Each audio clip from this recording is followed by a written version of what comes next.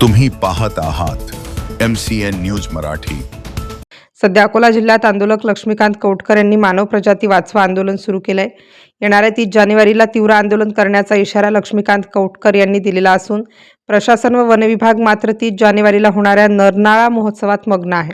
एकीकडे ग्रामीण भागात हिंसक वन्यप्राणी नागरी वस्तीत धुमाकूळ घालत आहेत। अकोट व तेल्हारा तालुक्याच्या ग्रामीण परिसरात हिंसक प्रवृत्तीच्या प्राण्यांमुळे दहशतीचे वातावरण निर्माण झाले आहे। शेतकरी रात्री शेतात गेले नाहीत तर डुक्कर, हरिण, नीलगाय, रोही शेतातील उभ्या पिकांचे नुकसान करतात आणि गेल्यास वाघ, बिबट, अस्वल शेतकऱ्यांवर जीवघेणे हमले करतात। इतकी भयानक परिस्थिती शेतकऱ्यांवर आलेली आहे। रात्री शेतात पिकांना पाणी देण्याकरिता एक मजूर तर त्यांच्या संरक्षणाकरिता 5 माणसे लागत आहेत।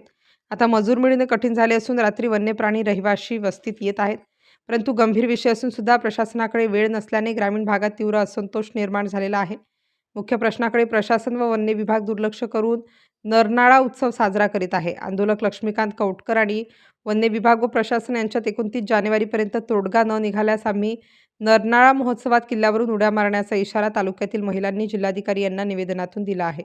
सदर निवेदन देतेवेळी छाया धुळे, माधुरी खिरोडकार, चंद्रकला रेडे, आशा नेमाडे, माधुरी बोबटकार, नीता थुटे, चंचल इंगळे यांच्यासह असंख्य महिला मोठ्या संख्येने उपस्थित होत्या।